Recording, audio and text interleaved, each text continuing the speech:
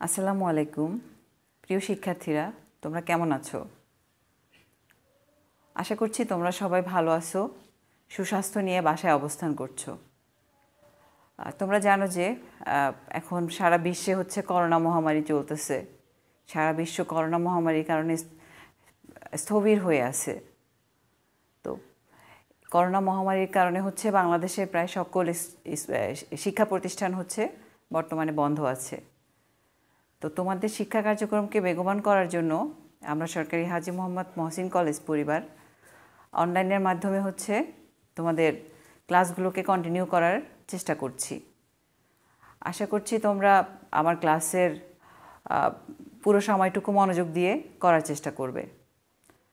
আমি খাদিজা আক্তার, দর্শন বিভাগে আছি প্রভাষক হিসাবে।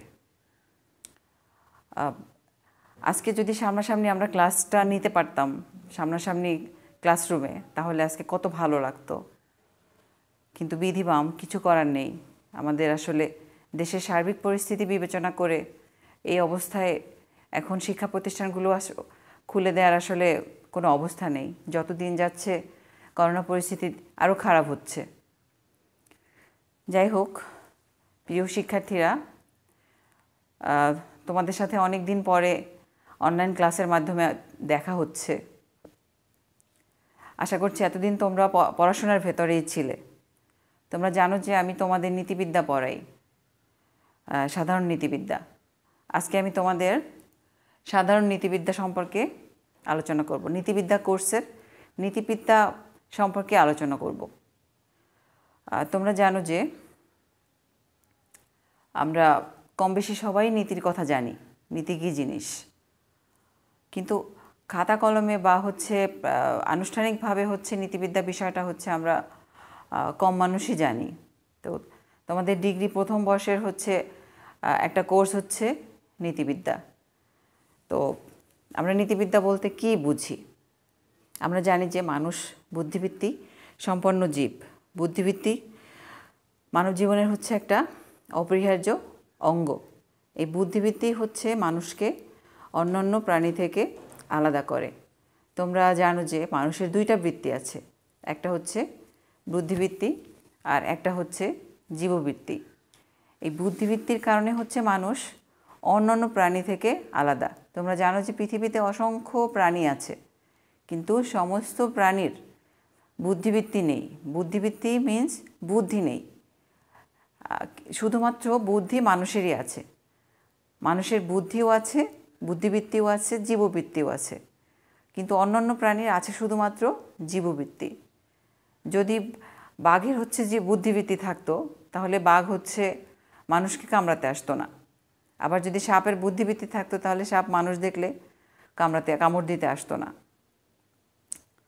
তো মানুষ হচ্ছে এই বুদ্ধিবৃত্তির কারণেই হচ্ছে অন্যান্য প্রাণী থেকে আলাদা এবং সেরা জীব। আমরা হচ্ছে অন্যান্য প্রাণীর থেকে কিভাবে আলাদা, আমরা একটা উদাহরণের মাধ্যমে হচ্ছে আমাদের বুদ্ধিবৃত্তিটাকে কিভাবে হচ্ছে আমরা প্রতিনিয়ত প্রমাণ করছি সেটা হচ্ছে আমরা একটু বোঝানোর চেষ্টা করি। তোমরা একটু মনোযোগ দিয়ে শুনবে। ধরো তোমরা মহসিন কলেজের ছাত্র। তোমরা হচ্ছে আমরা একটু ভার্চুয়ালি চিন্তা করি। ধরো তুমি হচ্ছে আমার ক্লাসের জন্যই আসলে কলেজে।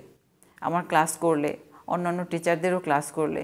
ক্লাস করার পর তুমি যখন বাসায় যাচ্ছ, মহসিন কলেজের গেটে তুমি যখন দাঁড়ালে একটা সিএনজির জন্য বা একটা ট্যাক্সির জন্য তুমি বাসায় যাবে বা একটা বাসের জন্য, তুমি খেয়াল করলে যে তোমার পাশেই হচ্ছে তোমার এক সহপাঠী বা তোমার কলেজের হচ্ছে একটা বড় ভাই বা ছোট বোন বা বড় আপু চোখে দেখতে পায় না। সে হচ্ছে রাস্তা পার হওয়ার জন্য অপেক্ষা করছে। তুমি হচ্ছে চিন্তা করলে যে সে যেহেতু দেখতে পাচ্ছে না, তাকে আমি হচ্ছে একটু রাস্তা পার করার জন্য হেল্প করি।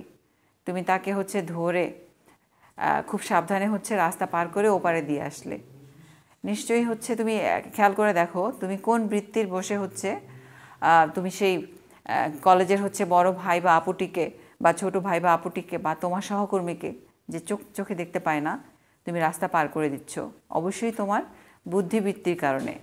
তোমার দেখে মনে হলো যে আমি তো চোখে দেখতে পাচ্ছি, আমি তো রাস্তা পার হতে পারছি, কিন্তু ও তো পার হতে পারছে না, ও দাঁড়িয়ে আছে, আমি ওকে একটু হেল্প করি। তুমি এই বুদ্ধিবৃত্তির বলেই হচ্ছে তুমি ওকে রাস্তা পার করে ওপারে দিয়ে আসলে। আবার তুমি হচ্ছে আরেকটা উদাহরণ হিসেবে আমরা দেখতে পারি যে আমরা হচ্ছে এমন একটা জায়গায় আছি যেখানে তুমিও এক ক্ষুধার্ত, তোমার সাথে আরও একজন ক্ষুধার্ত।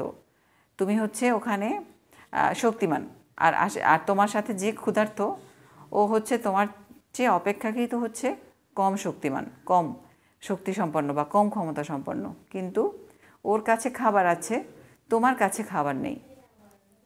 এমন অবস্থায় তুমি যদি ওর কাছ থেকে খাবারটা কেড়ে নিয়ে খেয়ে ফেলো, তাহলে তোমাকে কেউ কিছু বলবে না, ও কিছু বলতে পারবে না, যেহেতু ও হচ্ছে অসহায় তোমার চেয়ে অপেক্ষাকৃতভাবে। তাহলে হচ্ছে তুমি ওর খাবারটা নিলে না। তাহলে কোন বৃত্তির বশাতে হচ্ছে তুমি ওর খাবারটা জোরপূর্বক কেড়ে নিলে না? অবশ্যই বুদ্ধিবৃত্তির কারণে। যদি তোমার ভেতরে হচ্ছে জীববৃত্তি কাজ করতো, তাহলে তুমি হচ্ছে ওর কাছে রাখা খাবার, ও ক্ষুধার্ত তুমিও ক্ষুধার্ত, ওর কাছে রাখা খাবারটা তুমি হচ্ছে নিয়ে খেয়ে ফেলতে। কিন্তু তুমি যেহেতু তোমার মধ্যে যেহেতু বুদ্ধিবৃত্তি আছে, এই বুদ্ধিবৃত্তির কারণেই হচ্ছে তুমি তোমার যে অপেক্ষাকৃত কম দুর্বল মানুষের কাছ থেকে খাবারটা জোরপূর্বক খেলে না, ওকেই খেতে দিলে। এইটাই হচ্ছে আমাদের, এই কারণেই, এই বুদ্ধিবৃত্তির কারণেই হচ্ছে আমরা অন্যান্য মানুষের চেয়ে অপেক্ষাকৃত না, অন্যান্য মানুষের চেয়ে আমরা আলাদা, এবং আমরা হচ্ছে সৃষ্টির সেরা জীব।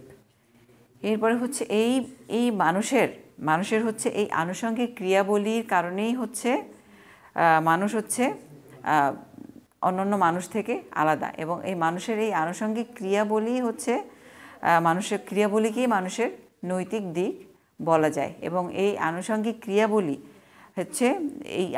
ক্রিয়াবলী বা এই মানবোচিত আচরণই হচ্ছে এটাকেই বলে হচ্ছে নীতিবিদ্যা। এই সত্য, সুন্দর এবং মঙ্গলের জন্য মানুষ হচ্ছে মানুষের জীবনকেও ত্যাগ করতে পারে। সত্য, সুন্দর এবং মঙ্গলকে আবিষ্কার করার জন্য মানুষ হচ্ছে মানুষের জীবনকেও ত্যাগ করতে পারে। মানুষ সত্যের জন্য অনেক মানুষে যাবৎকাল আত্মাহুতি দিয়েছে, সত্য আবিষ্কারের জন্য, সুন্দর আবিষ্কারের জন্য, পৃথিবীর মঙ্গলের জন্য। আমরা হচ্ছে অনেক উদাহরণ হচ্ছে পৃথিবীতে দেখি, যারা হচ্ছে সত্য, সুন্দর এবং মঙ্গলের জন্য নিজের জীবনটাকে হচ্ছে আত্মাহুতি দিয়েছে। আমরা হচ্ছে পৃথিবীতে এরকম অনেক উদাহরণ দেখতে পাই। তোমরা দেখতে পাবে যে আফ্রিকার একজন নোবেল পুরস্কার বিজয়ী, যিনি পরবর্তীকালে হচ্ছে আফ্রিকার প্রেসিডেন্ট ছিলেন, নেলসন ম্যান্ডেলা, যে হচ্ছে বর্ণবাদ বিরোধী আন্দোলনের কারণে অনেক বছর, আমার বছরটি ঠিক মনে নেই, খুব সম্ভবত 28 বছর হবে, 28 বছর হচ্ছে কারাগারে আটক ছিলেন।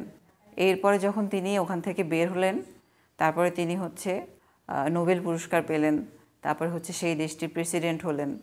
কিন্তু তার জীবনের একটা বড় অংশ, বলা যায় যে তার জীবনের সবচেয়ে বড় অংশটি তিনি হচ্ছে জেলখানায় বসে, কারাগারে বসে কাটিয়ে দিলেন। কিসের জন্য কাটিয়ে দিলেন?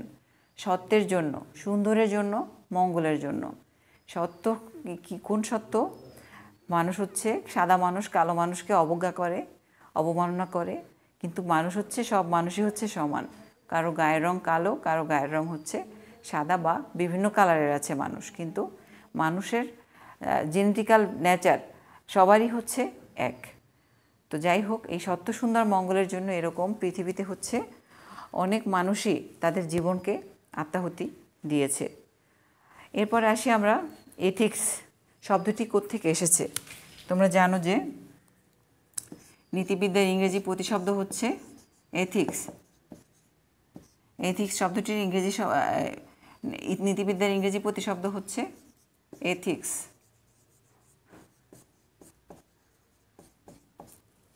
এথিক্স শব্দটি এসছে গ্রিক শব্দ ইথোস থেকে। গ্রিক শব্দ ইথোস থেকে, যার অর্থ হচ্ছে চরিত্র, আচরণ,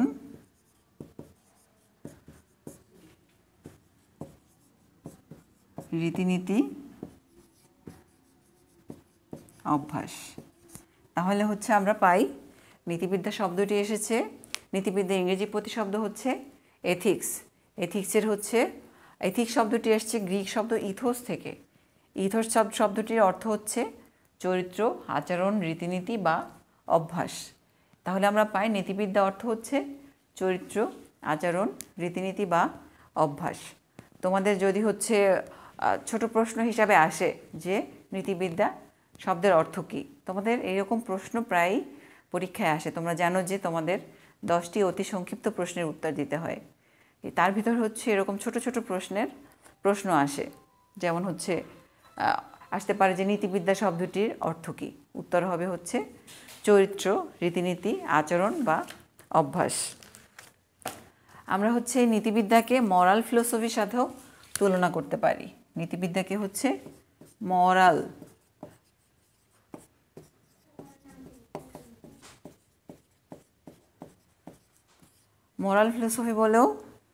ফিলোসফির সাথেও তুলনা করতে পারি। মরাল ফিলোসফি মানে হচ্ছে নীতি দর্শন। এই মরাল এসছে ল্যাটিন শব্দ হচ্ছে মরস থেকে। মরাল শব্দটি এসেছে ল্যাটিন শব্দ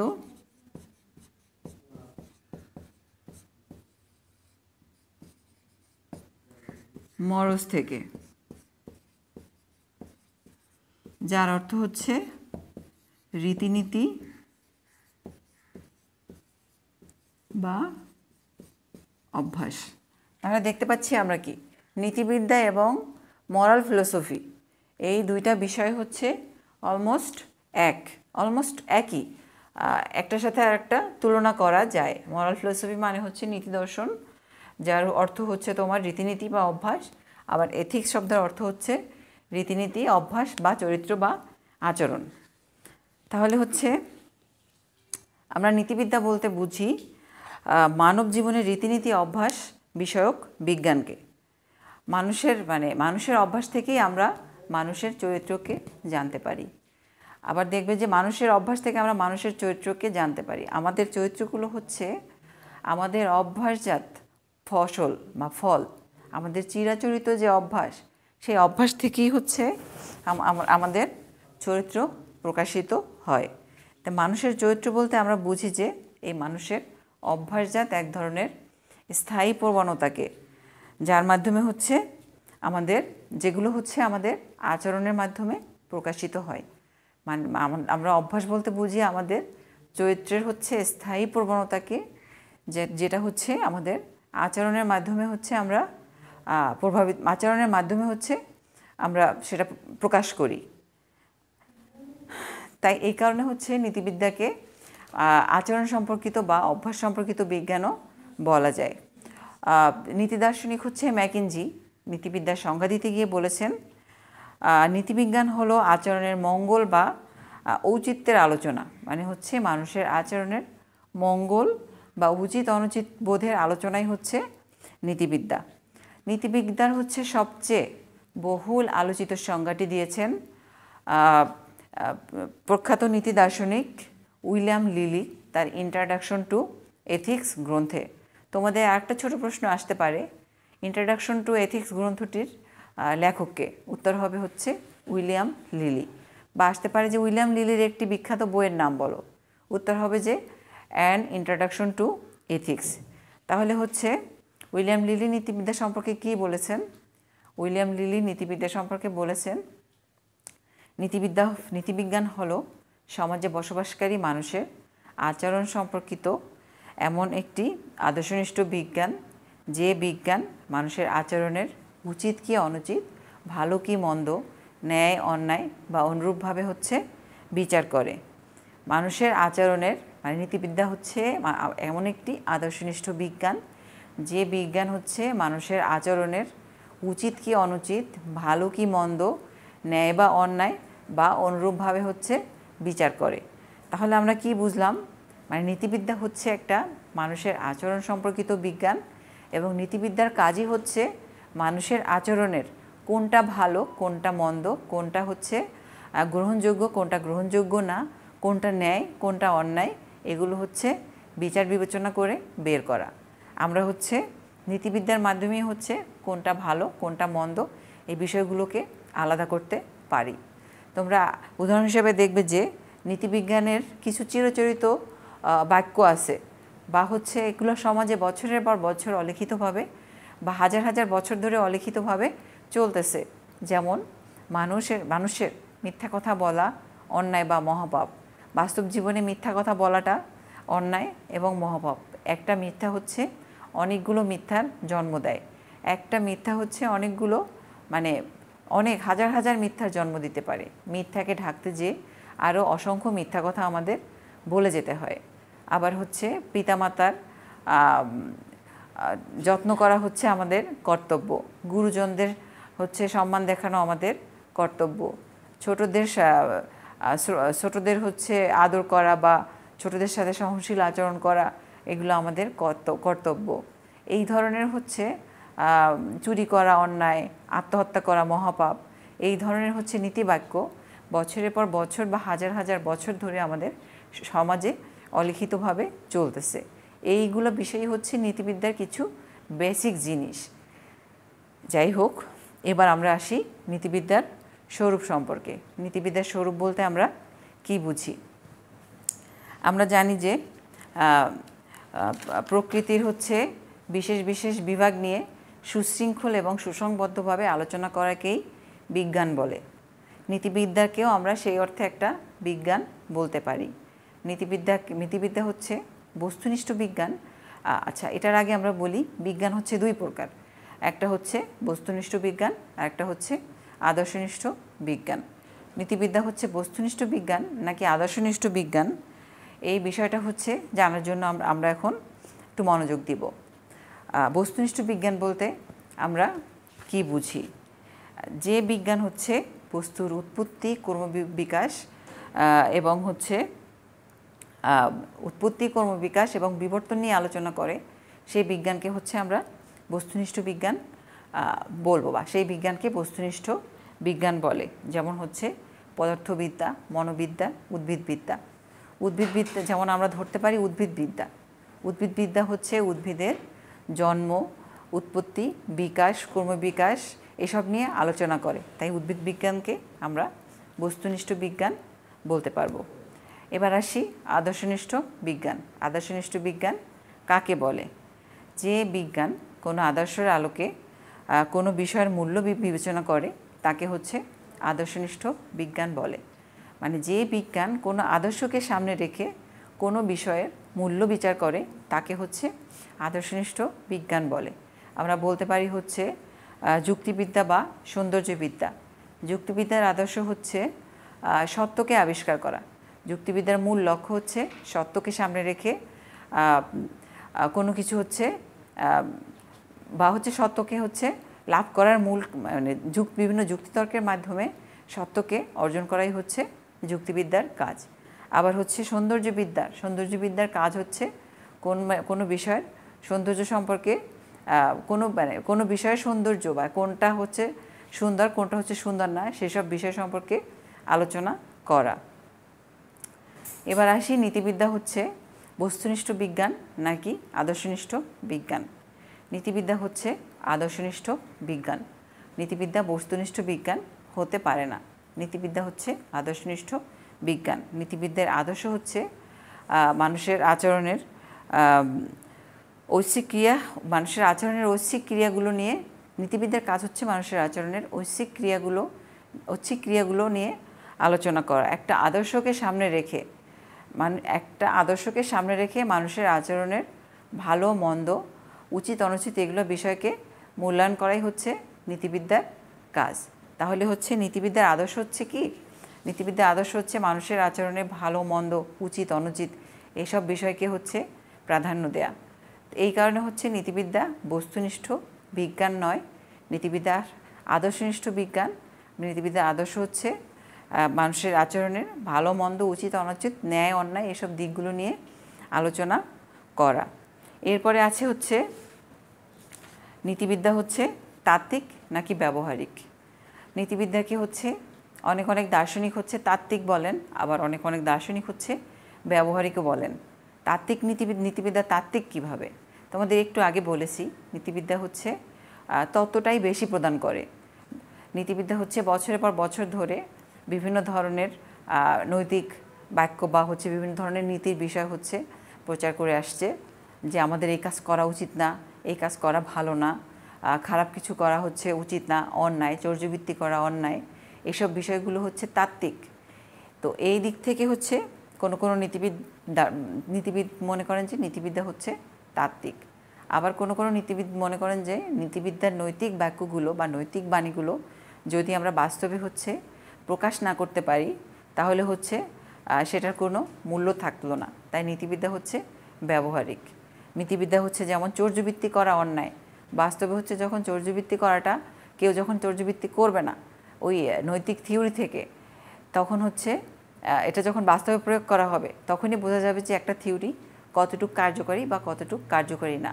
আবার হচ্ছে মিথ্যা কথা বলা মহাপাপ, মানুষ হচ্ছে মিথ্যা কথা বলবে না, এটা থিওরি মাধ্যমে মানুষ জানলো এবং বাস্তবে হচ্ছে সেটা প্রয়োগ করবে যে মিথ্যা কথা বলা হচ্ছে মহাপাপ।